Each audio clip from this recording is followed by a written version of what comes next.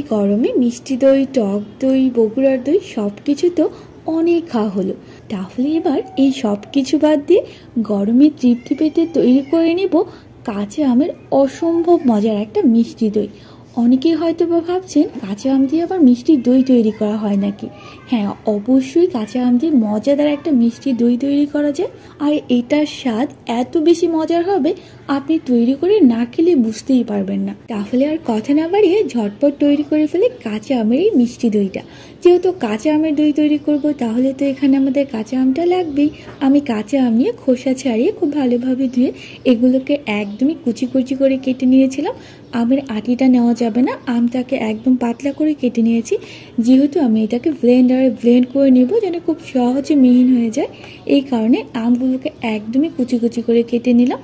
তারপর খুব ভালোভাবে ধুয়ে একটা ব্লেন্ডার জারের মধ্যে দিয়ে দিব। এখন আমি কিছুটা পানি দিয়ে ব্লেন্ডারে ব্লেন্ড করে নিব। পানি দিয়ে ব্লেন্ড করে নিলে আমটা খুব সহজে ব্লেন্ড হয়ে যাবে আর একদমই মিহিন হয়ে যাবে।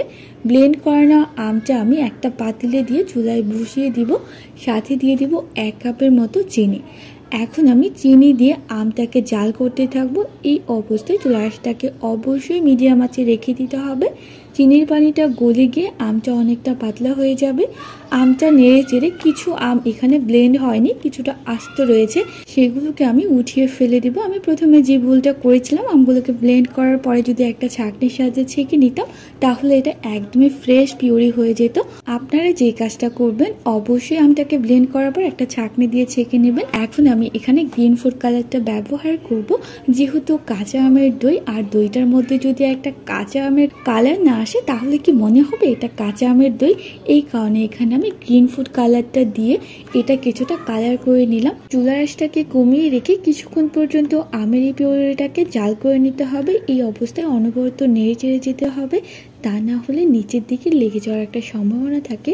দেখলে কিন্তু বুঝতেই পারছেন আমের এই পিউরিটা অনেকটা ঘন হয়ে গেছে। এই অবস্থায় আমি চুলা থেকে নামিয়ে নিলাম। এখন অন্যদিকে আমি 1/2 কেজির মতো দুধ একটা প্যানে দিয়ে দিলাম। এখন দুধটাকে খুব ভালো করে জাল করে নিতে হবে। প্রথম অবস্থায় চুলা আঁচটাকে আমি ফুল বাড়িয়ে দিব, তারপর একটু কিছুক্ষণ পর্যন্ত জাল করে নিব। আমি যেহেতু এইবার প্রথমেই কাঁচা আমের দইটা তৈরি করছি, যেই কারণে অল্প কিছুটা দুধ নিয়ে তৈরি করলাম। ভাবলাম যদি আমের দইটা তৈরি না হয় আর খেতে যদি ভালো না লাগে, সেই চিন্তা করে অল্প কিছু দুধ নিয়ে জাল করলাম। এখন আমি এর মধ্যে 1.5 কাপের মতো চিনি দিয়ে দিলাম। চিনি দিয়ে আবারও আমি কিছুটা নেড়ে চেড়ে দিব। এইবার আমি এর মধ্যে কিছুটা গুঁড়ো দুধ ব্যবহার করব। আমি 1 কাপের মতো, 1 কাপের থেকে কিছুটা কম ছিল, গুঁড়ো দুধ দিয়ে খুব ভালোভাবে নেড়ে চেড়ে মিক্সড করে নিব। এই দুধের সাথে যদি আপনি গুঁড়ো দুধটা ব্যবহার করেন, তাহলে দেখা যাবে খুব সহজেই এটা ঘন হয়ে আসবে আর অনেকটা খিসার মতো তৈরি হয়ে যাবে। চুলা আঁচটাকে মিডিয়াম আঁচে রেখে নেড়ে চেড়ে দুধটাকে জাল করে নিব। এক পর্যায়ে দেখা যাবে 1/2 লিটার দুধ শুকিয়ে অনেকটা কমে গেছে আর অনেকটা ঘন হয়ে গেছে। দেখলে তো বুঝতেই পারছেন এটা কতটা ঘন হয়েছে, অনেকটা কিন্তু পিঠার খিসার মতো হয়েছে। যখনই দেখবো অনেকটা ঘন হয়ে পিঠার খিসার মতো তৈরি হয়ে গেছে, তখন আমি এটাকে চুলা থেকে নামিয়ে কিছুটা ঠান্ডা করে নিব। তো এটাকে ঠান্ডা করার জন্য এক সাইডে রেখে দিলাম। অন্যদিকে ওই যে আমি আমের পিউরিটা জাল করে রেখেছিলাম, সেটা হচ্ছে একটা বাটিতে নিয়ে নিচ্ছি। আমের পিউরিটা কিন্তু ঠান্ডা হওয়ার পরে আরও অনেক বেশি ঘন হয়ে গেছে। এইদিকে হচ্ছে আমি কিছুটা মিষ্টি দই নিয়ে নিলাম। এই দইটা আমি ঘরে তৈরি করেছিলাম। আপনি চাইলে আমার এই মিষ্টি দইয়ের রেসিপি দেখে আপনিও বাসায় মিষ্টি দইটা তৈরি করে নিতে পারবেন। এটার রেসিপির লিঙ্ক আমি ডেসক্রিপশন বক্সে দিয়ে দিয়েছি। এছাড়াও আপনি চাইলে দোকান থেকে মিষ্টি দইটা কিনে নিয়ে এসে এর সাথে মিক্সড করতে পারেন। আপনাদেরকে একটা সিক্রেট টিপস শিখিয়ে দিচ্ছি, সেটা হচ্ছে দোকান থেকে আপনি যে রকমের দইটা কিনে নিয়ে আসবেন, এটার স্বাদটা ঠিক সেই রকমেরই হবে।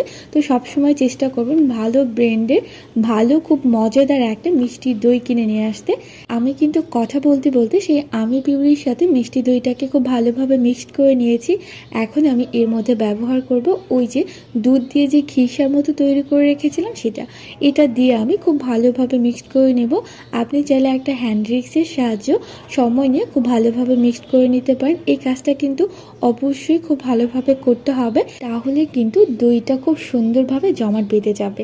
আমার কাজটা কমপ্লিট করা হয়ে গেছে। আমি যেই পাত্রে দই বসাবো, সেই মাটির পাত্রগুলোকে আগে থেকে খুব ভালোভাবে ধুয়ে খুব ভালোভাবে রোদে শুকিয়ে নিয়েছিলাম। তো এখন আমি এক এক করে মাটির পাত্রে দিয়ে দেবো। আমি ভেবেছিলাম হয়তো বা অনেকগুলো দই তৈরি হবে, যেই কারণে এর মধ্যে আমি অনেকগুলো মাটির পাত্র নিয়েছিলাম। কিন্তু সবশেষে দেখা গেল দুটোতে রাখার পরে দইয়ের পিউরিটা শেষ হয়ে গেছে, যে কারণে আমি দুটোর মধ্যে দইটা বসিয়ে দিলাম। এখন দইটাকে এমন একটা জায়গায় রেখে দিতে হবে যেখানে রাখলে দইটা খুব ভালোভাবে জমাট বাঁধবে। আমি যে কাজটা করেছি, ফ্লোরের উপরে একটা ল্যাপ বিছিয়ে ট্রেতে পাত্র দুটো রেখে একটা স্টিলের বল দিয়ে দিয়েছিলাম। তারপর উপর থেকে আমি ভালোভাবে লেপটাকে মুড়িয়ে দিয়েছিলাম। ঠিক এইভাবে টানা 8 ঘন্টা আমি রেখে দিয়েছিলাম। আপনি ঘড়ির টাইম ধরে যেই টাইমটাতে বসাবেন সেই টাইম থেকে 8 ঘন্টা পরে আপনি দইটাকে উঠিয়ে নেবেন। দেখতেই পাচ্ছেন এটা কত সুন্দরভাবে জমাট বেঁধে গেছে। অনেকে হয়তো বা ভাবেন কাঁচা আমটা তো টক হয়ে থাকে, আর এই কাঁচা আমের টকটা যদি আমি দুধের সাথে মিক্স করি তাহলে হয়তো বা দইটা বসবে না। আমরা যদি কাঁচা আমের পিউরিটাকে চিনি দিয়ে জাল করে নিই তাহলে তো এই টক ভাবটা থাকে না। কাঁচা আমের পিউরিটা অনেক বেশি মিষ্টি হয়ে যায় আর দইটাও খুব সুন্দরভাবে জমাট বেঁধে যায়। দেখতেই পাচ্ছেন দইটা কত সুন্দরভাবে জমাট বেঁধে গেছে। বিশ্বাস করুন এই দইটা এত বেশি মজার, এমনিতে মিষ্টি দইয়ের চেয়ে তো 1000 গুণে অনেক মজার। একবার হলেও বাসায় ট্রাই করবেন, তারপর অবশ্যই আমার কমেন্ট বক্সে এসে কমেন্টস করে জানাবেন কেমন লেগেছে।